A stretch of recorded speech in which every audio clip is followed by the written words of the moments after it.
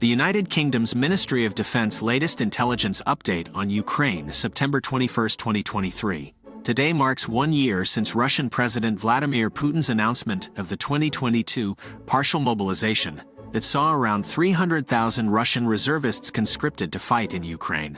On September 15, Russian State Duma Defense Committee Chair and former General Andrei Kartapalev reiterated that mobilized personnel must serve for the duration of the special military operation.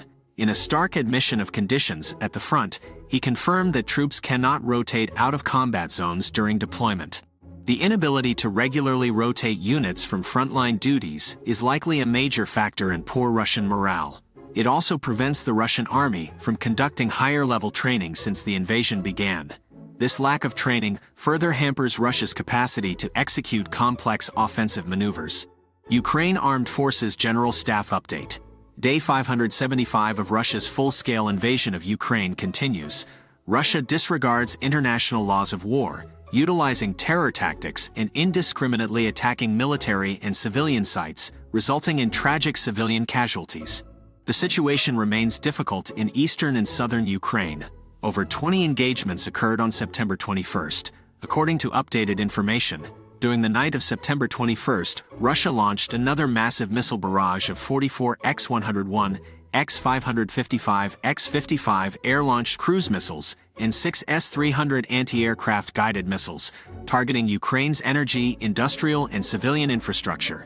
38 cruise missiles were intercepted by Ukraine's Air Force and air defense. In total, on September 21, Russian forces carried out 52 missile strikes, 44 airstrikes, and 43 multiple launch rocket system attacks on Ukrainian positions and settlements. Tragically, Russian terror attacks killed and injured civilians, residential buildings, schools, hospitals, dormitories, and civilian sites damaged and destroyed. Key updates from Axis, Volyn and Polisia: no significant changes, no signs of attack group formation. Belarus armed forces active near border. Sivershchina, Sloboshanshina. Russia maintains military presence near border, shells Ukrainian settlements from Russia. Airstrike near Sumy Oblast, over 20 settlements shelled.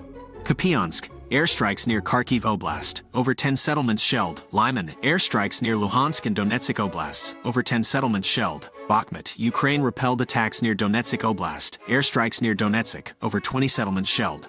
Avdiivka, airstrike near Donetsk, around 10 settlements shelled. Marinka, Ukraine repelled 8 Russian attacks near Donetsk, airstrike near Donetsk, around 10 settlements shelled. Shakhtarsky, Ukraine repelled attack near Donetsk, airstrikes near Donetsk, around 10 settlements shelled. Zaporizhia, Ukraine repelled attack near Zaporizhia Oblast, airstrikes near Zaporizhia, over 20 settlements shelled. Kherson, airstrikes near Kherson and Mykolaiv Oblasts, around 10 settlements shelled. Ukraine continues offensive operations in Melitopol Axis and assaults along Bakhmut Axis, inflicting losses on Russian occupiers. On September 21, Ukraine's Air Force executed 10 air strikes on Russian troop equipment concentrations. Missile forces struck 1 command post, 1 troop equipment concentration, 9 artillery systems, and 2 electronic warfare stations. The Institute for the Study of War Russian Offensive Campaign Assessment. Ukrainian armored vehicles have penetrated the final line of Russia's defensive layer in western Zaporizhia Oblast. While the Institute for the Study of War cannot yet confirm a full breakthrough, footage on September 21 shows Ukrainian armor south of Russian anti-tank ditches and other obstacles and engaging in combat near Verbov. This is the first observed instance of Ukrainian armored forces operating beyond Russia's tri-layered defense system. It indicates Ukraine has sufficiently secured breaches in the first 2 defense lines to maneuver vehicles through. Ukraine likely suppressed Russian artillery and anti-tank systems enough to advance armor. The ability to bring armored units through Russia's most formidable defenses and operate near fortified positions represents important progress in Ukraine's counteroffensive.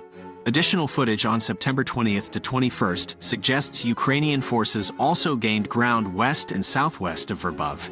In summary, there are tangible signs of Ukrainian advances in western Zaporizhia Oblast, though the Institute for the Study of War cannot conclusively assess a full rupture of Russia's defensive line yet. Ukraine's armor is penetrating and operating beyond Russia's layered defenses in areas, presenting challenges to Russia's ability to blunt further Ukrainian momentum. The Institute for the Study of War key takeaways today. Russian defenses in western Zaporizhia Oblast continue to struggle containing steady Ukrainian advances since mid-August.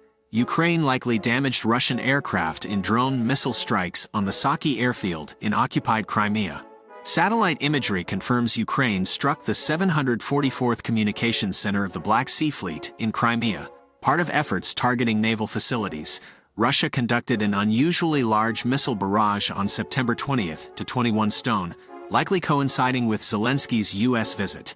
Kremlin seeks to sow discord between Ukraine and Central European partners following Russia's failure from the grain deal.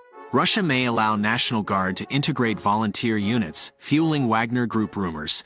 Kremlin propaganda highlights artillery aviation, downplaying ground forces, to avoid discussing losses and counter-battery weaknesses. Kremlin appears aimed to blame Armenia leadership and the West for Azerbaijan's operation in Nagorno-Karabakh.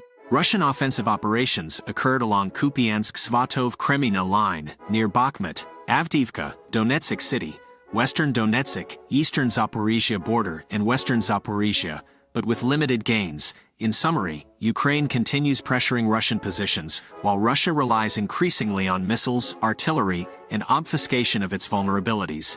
Information operations also attempt to divide Ukraine's partners.